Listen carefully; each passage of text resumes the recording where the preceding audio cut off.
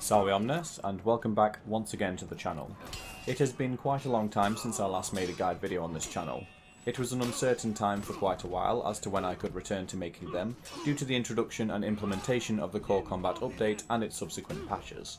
However, things have calmed down for now, and I don't think we'll see any changes that could affect the character of today's video. I will be covering my most requested character, the Centurion.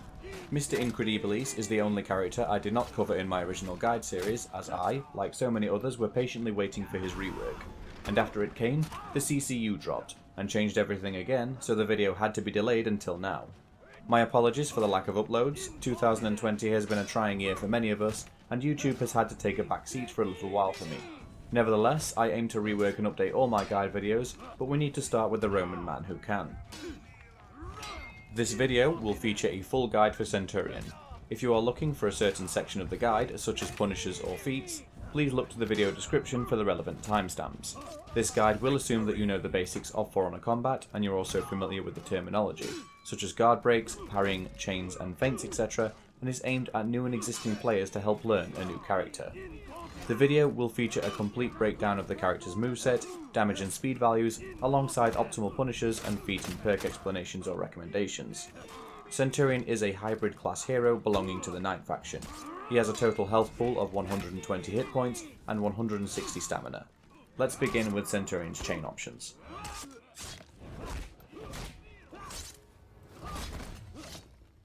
Centurion has access to 4 chains. Lion's Claws is a 3-hit light chain, Lion's Jaws is a light into heavy chain, Lion's Fangs is another 3-hit chain, 2 lights finished with a heavy, and Lion's Bite is a 2-hit heavy attack chain. Light openers are 500 milliseconds and deal 12 damage from all directions. Centurion's Chain Light deals 13 damage from all sides and also has a speed of 500 milliseconds. Light finishes are also 500 milliseconds and deal 14 damage regardless of direction. Centurion has access to charged heavy attacks. This is done by holding down the heavy input. The attack will be let loose once you either let go of heavy or the attack becomes fully charged. Fully charged heavies will pin your opponent, removing their guard temporarily. However, pinning an opponent ends your chain, meaning you can't follow up with another heavy. Heavy finishers, after charging, become unblockable. They will still pin your opponent on a successful hit.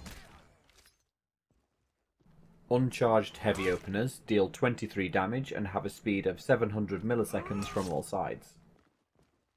Uncharged heavy finishers are a little quicker at 600 milliseconds, but deal slightly more damage at 25.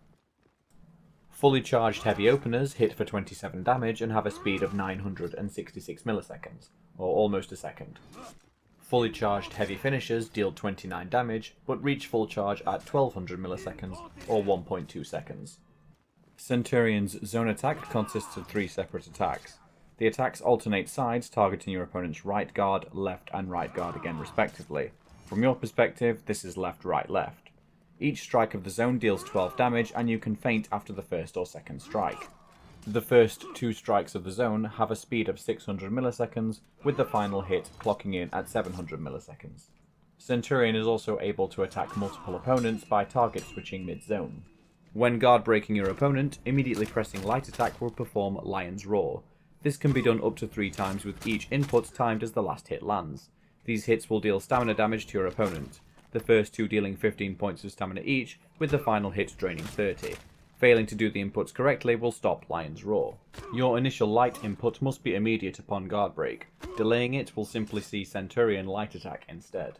After the first or second hit of Lion's Roar, you can throw your opponent by pressing guard break again, coupled with the direction of your choice. Dodge forwards and press guard break to perform Legion Kick.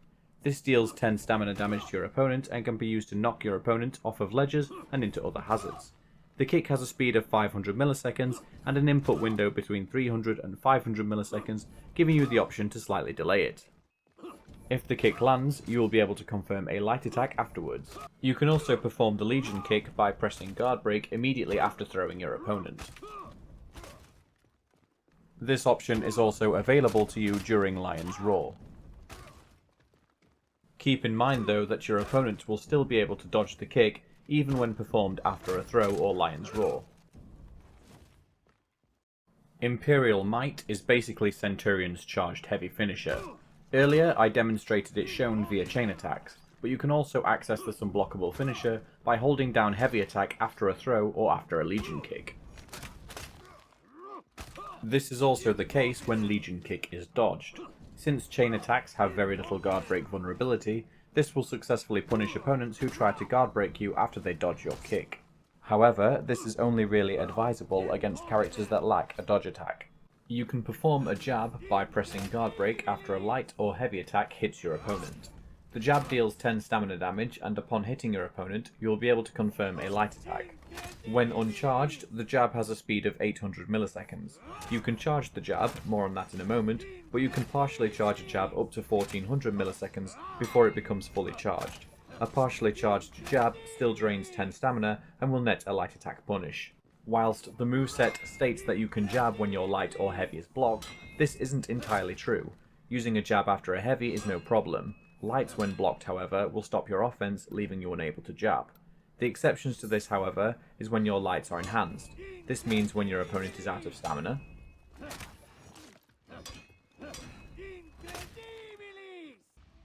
or you are in revenge.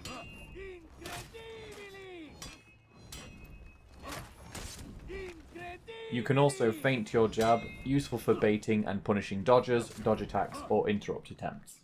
The feint doesn't have to be immediate, but can also be applied to a partial charge.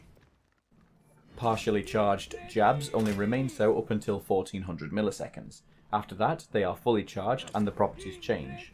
A fully charged jab will deal 40 stamina damage and unbalance your opponent if it connects. It will also cause a stun to your opponent that lasts for 500 milliseconds, though this is negligible as your opponent will be on the floor. Centurion also gains uninterruptible stance or hyper armor at 1033 milliseconds into the fully charged jab, preventing opponents from interrupting him. Hyper armor is indicated by a white flash on the Centurion. Once you've unbalanced your opponent with a charged jab, press heavy attack to perform Eagle's Talons. This move is confirmed to land on an opponent who has been unbalanced, so long as you're quick to follow up. The attack deals 30 damage and has uninterruptible stance that activates immediately upon performing the move. When you land the move, Centurion will walk backwards, taunting the opponent as they get up. Eagle's Talons also has the property of fully restoring the stamina of both the Centurion and the opponent when the attack lands successfully. Pay attention to Centurion and Raider's stamina bar here in the clip. For this next example, the bot has been set to permanently exhausted. Eagle's Talons functions as a follow-up to unbalancing. As such, out of stamina throws and parries will also trigger Eagle's Talons. Eagle's Talons can be delayed against a low health opponent to execute them. The timing is a little tricky, but there is a visual cue. Look for when both of your opponent's feet hit the floor. This is when you input your heavy and score an execution.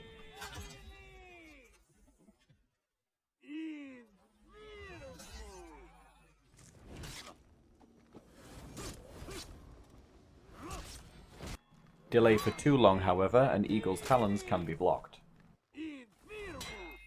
When out of lock and sprinting towards your opponent, press heavy attack to perform Eagle's Fury. This attack looks very similar to Eagle's Talons, but functions a little differently. Eagle's Fury deals 24 damage and has a speed of 800 milliseconds. The attack cannot be feinted once started, and despite technically not being a chain starter, if you lock onto your opponent during the move, you can follow up with jab. Eagle's Fury also has uninterruptible stance, which kicks in 400 milliseconds into the move. You can also perform an alternate version of Eagle's Fury while in guard mode. This is done by dodging forwards and pressing heavy. The attack also deals 24 damage, has a speed of 800 milliseconds, has uninterruptible stance, start up 400 milliseconds to the move, and lets you flow into jab. The difference here is the input window. You can perform this attack anywhere between 200 and 500 milliseconds into your dodge. Centurion has a special parry counter maneuver that is performed by pressing guard break after a successful parry. Centurion will knee his opponent, knocking them backwards, and deal 10 stamina damage. The parry counter functions as a chain starter, and upon a successful counter, you can confirm a chain light for 13 damage. The parry counter also lets you flow into jab, although it is not normally confirmed and can be dodged. Your heavy finishers are also accessible from the parry counter, but can still be defended against.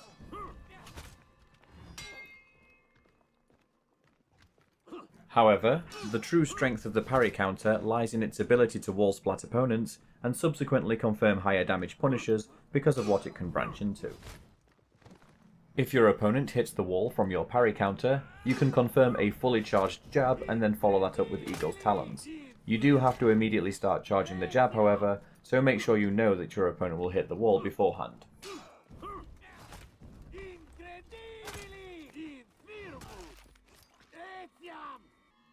You will also be able to confirm a fully charged heavy from the wall, which, while less damage, is your go-to option if you know it will kill your opponent, so you can get an execution. My apologies for not including this earlier in the video when discussing Centurion's heavy attacks, but better later in the guide than not at all. Centurion can soft feint his heavy attacks into a guard break. Simply press guard break during the startup of your heavy attacks to do so. This is particularly effective on the unblockable variant, as it will catch opponents trying to parry or dodge. Before I cover Centurion's punish options, I need to discuss Haymaker, one of Centurion's tier 2 feat options, as it directly impacts damage values when equipped. Haymaker is a passive feat that allows all of Centurion's punches, kicks and throws to deal 5 damage. This includes Legion Kick, Jab, Charged Jab, each individual hit of Lion's Roar, and all 4 throw directions. Haymaker will also trigger on parry counter, dealing 5 damage, but I forgot to get footage for that. On to the punishers.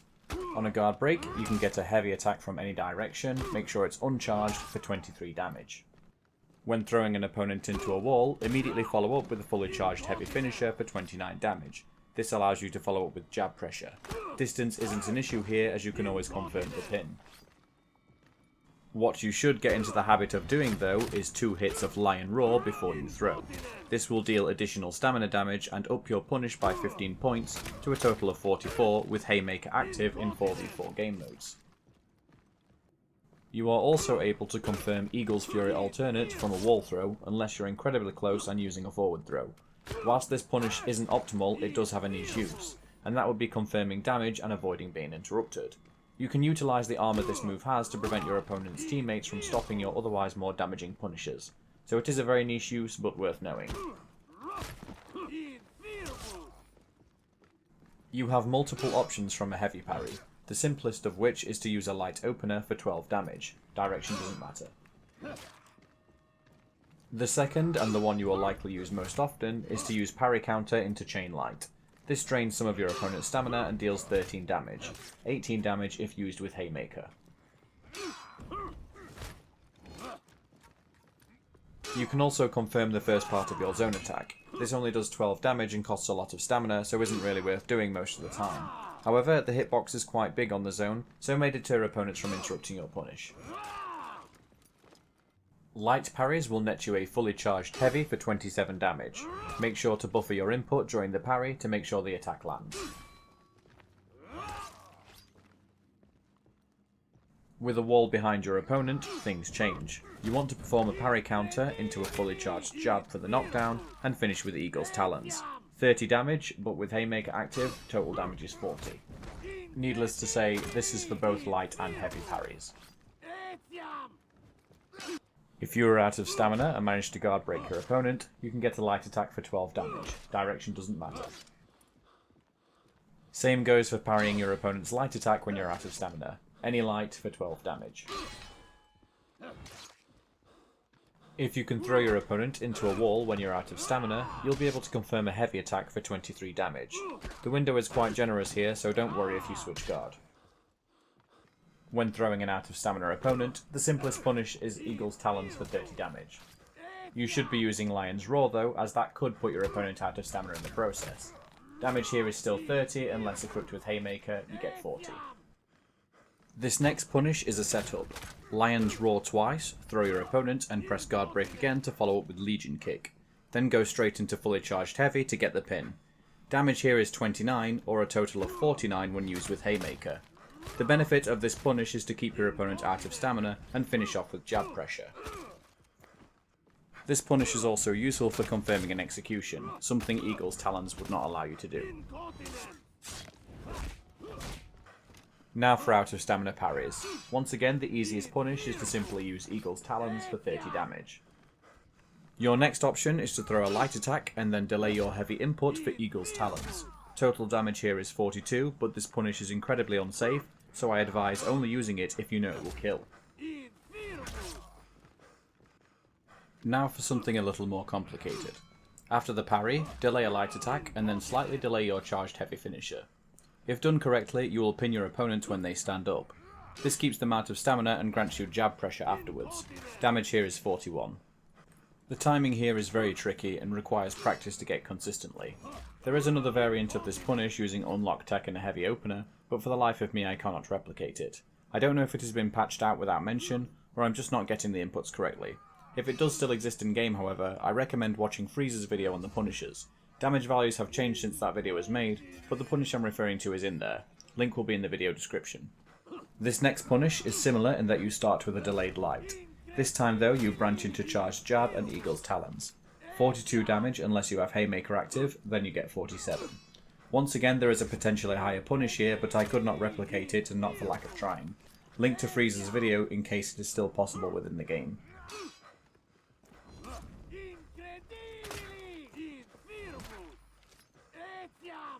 When parrying an out of stamina opponent, try to avoid using parry counter. Doing so will prevent your opponents from becoming unbalanced and you'll miss out on damage. Finally, Revenge Activation Auto Parry gives you 3 options.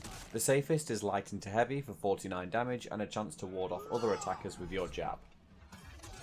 Option 2 is light attack into delayed eagle's talons. This is very unsafe even in Revenge, but does the most damage at 55.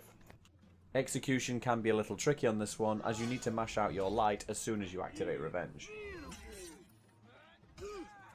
Finally, the simplest option is just Eagle's Talons for 39 damage. You will be left open to attack by other players, so I recommend the first punish. Light Heavy Chain for damage, simplicity and safety.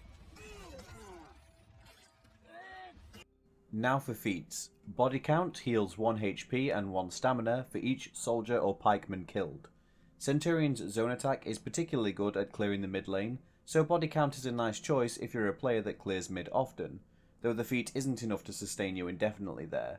In Breach, this feat is terrible, as to heal 1 poke from a pikeman is the equivalent of killing 10 of them. Bounty Hunter is personally my favourite tier 1 feat. It restores 25 HP and fully restores stamina upon a successful hero kill. This also works on the officers in Breach. Lower damage from the CCU made this feat a little stronger than it already was, and that's all the more reason to take it, particularly in Breach where it is typically harder to heal than in Dominion. Healing under shields, carrying on your offense with full stamina, and basically staying alive longer are all good things that this feat does. Combined with Devourer and Executions, you can get a lot of healing from a single kill. Rush grants you a 30% boost to your sprint speed for 10 seconds and has a 45-second cooldown. This feat also stacks with speed boost pickups found on the map in certain game modes. The most notable use of this feat is to carry offerings in Tribute or the shield banner in Breach. When used in Breach, the feat can offset the speed penalty applied by picking up the banner. Outside of that though, this feat is situational at best. Inspire gives you and your allies within a 10 meter AoE radius a 20% damage buff for 20 seconds. This also causes soldiers and pikemen to fight faster, and soldiers in Dominion will sprint forwards. 2-minute cooldown. 20% damage buff for 20 seconds is nothing to scoff at whether your teammates are around or not, though it is worth noting that despite a relatively quick activation time, there's just over a full second of recovery on this feat when activated. In Breach, this feat when used amongst pikemen can make them especially lethal for opponents to be caught fighting near, and defenders can use it to have the pikemen do a large amount of damage to the ram in a short amount of time. Haymaker allows your throws, punches and kicks to deal 5 damage. In case I hadn't made it clear in the guide earlier, Haymaker is a great source of extra damage, and whilst 5 doesn't sound like much, it adds up and it can add up considerably quickly. The damage from Haymaker also doesn't feed into Revenge. This is by far Centurion's best feat, with the only downside being that only the Centurion himself benefits from this, whereas the likes of Inspire can affect your whole team. Centurion's March grants you unlimited stamina for 15 seconds and has a cooldown of 1 minute. This feat when activated allows you to immediately escape being out of stamina, and can basically piss off enemy Jormungandrs for 15 seconds. Outside of that, Centurion has a decently large stamina pool that he doesn't even need this feat, especially when you're giving up Haymaker for this. It would be a good name for an energy drink though. Ubisoft, you might want to get on that. Second Wind instantly restores 30 HP upon activation. It also cleanses bleed and fire damage. 2-minute cooldown. Even though this feat has been nerfed from what it used to be, the effect it has is still strong and you will get frequent uses out of it during a match, despite the 2-minute cooldown. The extra benefits of removing bleed and fire damage can be nice counterplays to feats like Fire Flask and Nail Bomb, and you restore HP under shields too, meaning that you can comfortably pop this in Revenge and you can stall for longer. Normally, this is the go-to pick for all heroes with access to this feat. Pugio is a projectile feat that deals 25 damage. It has a fast startup time of 300 milliseconds and pins an opponent in place if it hits them for 2 seconds, removing their guard. 2-minute cooldown. Pugio, as far as projectiles go, is one of the best, and this is probably one of the only tier 3 feats that will actively compete with Second Wind. Not only can you get a ranged kill with this, but you can use this close to your opponent and confirm a fully charged heavy on them for additional damage and pressure. Its quick activation time also makes it the perfect tool to protect your allies from unwanted enemy punishers. Sharpened Blade buffs your weapon so that each hit on your opponent will inflict 10 bleed damage in 2 ticks of 5 for 30 seconds. 2.5-minute cooldown. Centurion is probably one of the characters who will likely land a few hits with this active. It can also rack up damage when paired with Haymaker. The problem lies that bleed can be cleansed easily by healing feats and zones, and the cooldown on this feat is quite lengthy. Plus you're trading in either Pugio or Second Wind, 2 much more useful feats, and if you want a damage feat, then you need not look further than Pugio. Catapult deals anywhere between 40 and 200 damage based on how close the target is to the centre of an 8-meter AoE radius. The feat can only be used outside and takes a full 2 seconds for the catapult to land after activation. There is also an audio cue upon activation, and the feat has a cooldown of 3 minutes. This feat has not been good since before Marching Fire, and it still isn't good now. There are too many limitations, like the lengthy activation, the 2 seconds it takes before the projectile lands, the obvious audio cue, and its outdoor-only activation make it a lackluster tier 4 option. It's a little more useful in Breach for damaging the ram and killing some pikemen, but other than that, you're better off picking something else. Stalwart Banner places a banner with an 8-meter AoE radius. Allies stood within the radius of the banner restore health at a rate of 4.2 hit points per second. The banner lasts for 20 seconds, and the total possible health recovery is 84 points. The banner also cleanses bleed and fire damage and remains active for the full duration after deployment, even if you are killed. 3-minute cooldown. Stalwart Banner doesn't really provide fast healing, but it can make the difference in teamfights. When placed, the banner tends to provoke aggressive approaches from your opponent, which can then be exploited. The cleansing of bleed and fire damage can render some bleed attacks and some feats next to useless when stood inside the banner. This is also one of the best feats for defenders in Breach, as it can be used to heal the commander should the game reach that phase. Phalanx grants a 100 HP shield to all allies whom are alive at the time of activation. This feat covers the entire map, the shield lasts for 10 seconds unless depleted sooner, and the feat has a cooldown of 3 minutes. 100 HP isn't huge, but this feat can swing teamfights in your favour. It's great for pushing on the commander as an attacker in Breach, or can even be used to shield the commander temporarily, particularly useful if you aren't nearby to defend him or otherwise to engage with other opponents. The feat really shines with players who communicate with each other, as you can save your allies from the other side of the map with good callouts. Centurion's rework made his kit a lot more aggressive, and as such, he's able to net executions more frequently. Coupled with the lower overall damage from the CCU, Devourer and Headhunter benefit Centurion nicely. The extra healing is always good, and a bigger overall health pool will help Centurion utilise his armoured moves with a little more security. Normally, I'd recommend a perk like Endurance, but Centurion has a huge stamina pool, so it's really not needed if you're good at stamina management.